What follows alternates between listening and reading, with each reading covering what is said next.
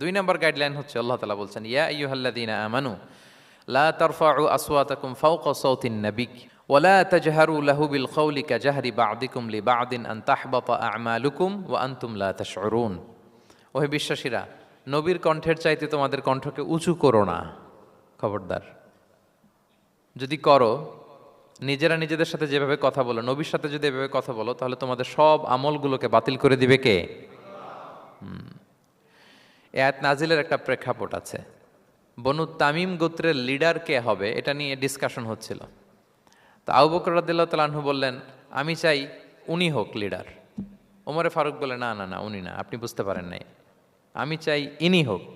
আবু বকর বলে, ওমর তুমি ঠিক বলো না, আমি বললে তুমি খুলে উল্টাটা বলো, উনি হলে ভালো হয়। ওমরে ফারুক বলে, না না না, উনি না, উনি হলে। এই যে উনি উনি করে দুইজন তর্ক বিতর্ক করতে করতে ওনাদের কণ্ঠটা রাসূল সাল্লাল্লাহু আলাইহি ওয়াসাল্লামের কণ্ঠের চাইতে একটু উঁচু হয়ে গেল, যেটা দেখতে অনেকটা অশোভন ছিল, সুন্দর দেখাচ্ছিল না।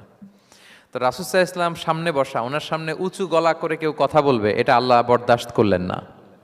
আরশের উপর থেকে আল্লাহ তাআলা আয়াত নাজিল করলেন, লা তারফাউ আসওয়াতাকুম ফাওকা সাওতিন নবী। খবরদার, নবীর কণ্ঠের চাইতে যেন তোমাদের কণ্ঠ উঁচু হয়ে না যায়। যদি যায় তাহলে তোমাদের আমলগুলো বাতিল হয়ে যাবে। এবং নিজেরা নিজেদেরকে যেভাবে ডাকো সেভাবে ডেকো না, এরকম করলে আমল বাতিল হয়ে যাবে। তো আল্লাহ তাআলা এখানে আদব শিক্ষা দিলেন যে রাসূল সাল্লাল্লাহু আলাইহি ইসলামের সামনে কথা বলতে গেলে খুব ভদ্র ভাষায় কথা বলতে হবে, শালীন ভাষায় কথা বলতে হবে। মজার ব্যাপার হচ্ছে, আপনারা জানেন কিনা জানি না, যারা হজ উমরা করেছেন আপনারা দেখবেন যে রাসূল সাল্লাল্লাহু আলাইহি ইসলামের পবিত্র কবরের উপর এই আয়াতটা এখনও লেখা আছে যে লা তারফাউ আসওয়াতাকুম ফাওকা সাওতিন নবী। নবীর কণ্ঠের চাইতে যেন কণ্ঠ উঁচু হয়ে না যায়।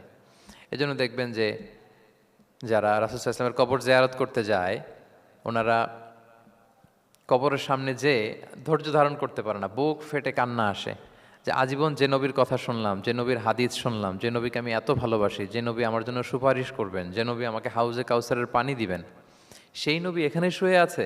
এটা ভাবতেই মুমিন হৃদয়ে বাঁধ ভাঙা কান্নার জোয়ার আসে, হাউমাউ করে কাঁদতে ইচ্ছে করে, কিন্তু ওখানে আওয়াজ করা যায় না, কারণ ওখানে লেখা লা তারফাউ আসওয়াতাকুম ফাওকা সাওতিন নবী।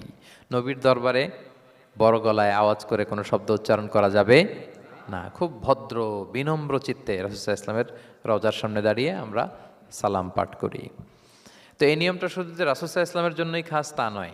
আমাদের আব্বা আম্মা, আমাদের শিক্ষক, মুরব্বী, আধ্যাত্মিক নেতা, ধর্মীয় গুরু, ইসলামী আন্দোলনের বড় লিডার, এরকম যে কারো সামনে বড় গলায় উঁচু গলায় আওয়াজ করে কথা বলা যাবে না, বরং সেখানে ভদ্রতা, এটিকেটস, নম্রতা, এটা বজায় রাখতে হবে। এটা বুঝতে পেরেছেন?